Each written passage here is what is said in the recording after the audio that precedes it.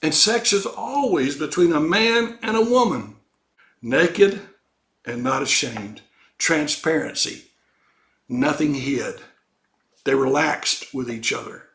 Marriage is the most beautiful picture of our relationship with God. Welcome back to the channel, all you effing literal and actual dirtbags. Let's ignore why this dude bro is sniffing his finger, and let's talk about the sex. Genesis chapter 2 and verse 24. It is God that ordained marriage. It's not a human event, a human thing. It's not something man made up. It's not something society made up, but God made it up. Wrong, wrong, wrong, wrong. Look, it's like this. The ancient Jew was obsessed with sex and blood. They thought women were nymphos and needed to be kept underfoot. Most Judeo-Christians feel the same way today. They advocate submission to men and say they can't lead in the church and that it's their job to stay a virgin until they're married, and then they drop out as many pups as they can. Oh, and by the way, there's no such thing as the God of Abraham. It was all made up, dude. In Genesis 2:24, the Bible said, therefore shall a man leave his father and mother and shall cleave unto his wife, and they shall be one flesh.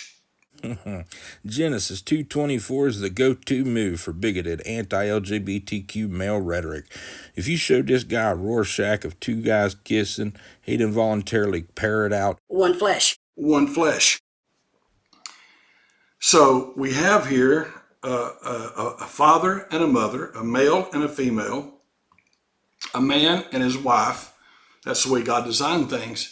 And we just accept that as what God says, and that's a fundamental truth, regardless of what our society says. Whoa, whoa, whoa! You can't sweat my fiancé. Then God said, I want the man and woman to come together, and they will be one flesh. You see, God said it wasn't good for man to be alone. In Genesis 2:18, he said, and the Lord God said, it's not good that man should be alone. I'll make a helpmeet for him. I recorded this video a couple months ago, and I don't remember it, to be honest, but this is usually when Christians tell us why females are inferior and designed to be subservient, but it's cool, bro, because we men give them purpose and are nice to them. Oh yeah, and babies. We give them babies. The woman was not an animal or a lower creation. They looked through all the animals, and there was nothing suitable. In Genesis 2:19, they brought all these animals unto Adam to see what he would call them, and he gave them names, but at the last of verse 20, he said, well, I didn't find anything that could be a helpmeet to me there. It's an exercise in psychology, so to speak. So God gave him a suitable helper, a face-to-face helper. She wasn't made to be a servant. She wasn't made to keep her eyes always down on the ground. She was made to serve him as his equal. Contradiction. She was a worthy help. He was made from dirt. I invited y'all out here for this advanced tutorial. And she was refined from the dirt and made from man. Boy, ain't that rich. She's not an animal, and she's not dirt. She's refined dirt made from man dirt or something, and therefore more valuable than a goat. That woman was his glory. 1 Corinthians 11:7. For a man indeed ought not to cover his head, for as much as he is the image and glory of God, but the woman. If you've ever seen any of my other videos, you'll recognize this artwork of everyone being pissed on and how Christian wetworks work. The woman is the glory of man. So from the very beginning, God instituted marriage. You know, he's a creator. He gave man a job to do. And then he said, I'm making marriage. In Matthew 19:18, he's talking about the hardness of their heart and the way they were handling divorce. And he says, from the beginning, it was not so. I instituted marriage. And when I made Adam and Eve, I didn't make any extras for either side. Well, no shit, Sherlock. Congratulations on cracking that fucking code. There was one man and one woman, and there wasn't any extras. And so he didn't want marriage. He did not want any divorce. Duh, there were only two people. Another fundamental flaw with reality. We know what Daddy Goddington wants, and if a husband and wife despise each other, they don't want to anger their imaginary friend. Suck it up, you selfish kints. Don't make Jeebus blush. Marriage is for companionship. Really? So what happens if reproduction is off the table and for some reason, it just won't work? And the Lord God said, it's not good that the man should be alone. So God made a woman. He made someone to be your best friend. And we ought to all be working on making our relationship with our spouse the most important relationship in the world. So that's horse shit. Y'all seen the drawing. Did you notice that little caveat at the end, in the world? Most important relationship in the world. That's nothing but a goddamn lie. That just isn't the message being espoused by this idiot. But marriage is also a school of character. But I chose to follow your command structure. I dare say the majority of you don't really believe you're as perfect as sometimes you might like to let on. You know I'm not trying to stop you from finding perfection. You know, like I know, that I have failed in so many ways. I have messed up more than any man I know could have ever messed up. And being married to Betty has helped me. Hello, Betty. You know, good times and bad times, you say that in the wedding, but it's real. If you do marriage right, it will grow both of you. God made marriage and it's wonderful. Marriage is for reproduction.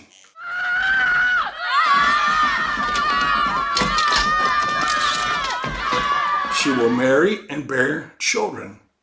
Sex is to be waited for. You don't have intimate sexual relations outside of marriage. So I fucked up when I was 16 and had sex. Any advice for 17-year-old I, other than Jeebus is super disappointed with me?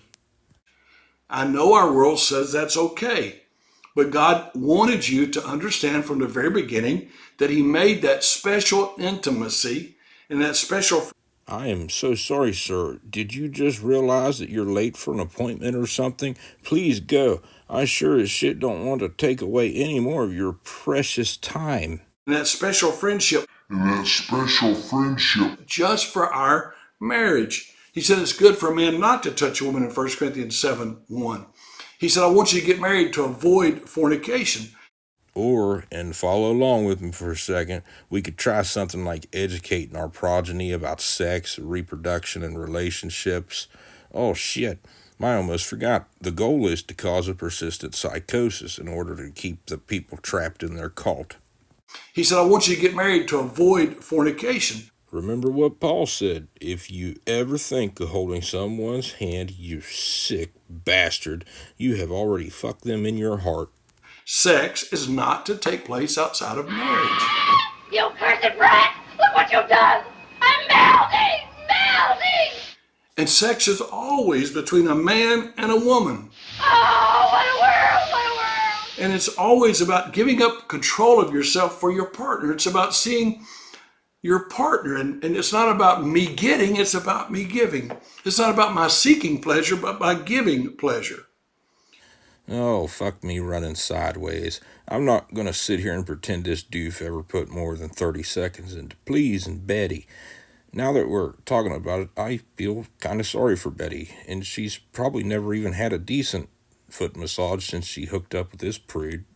What did Dr. Niles say about women and what they want with sex and compared to their daddies? She's not looking for a sex champion. She's looking for a father.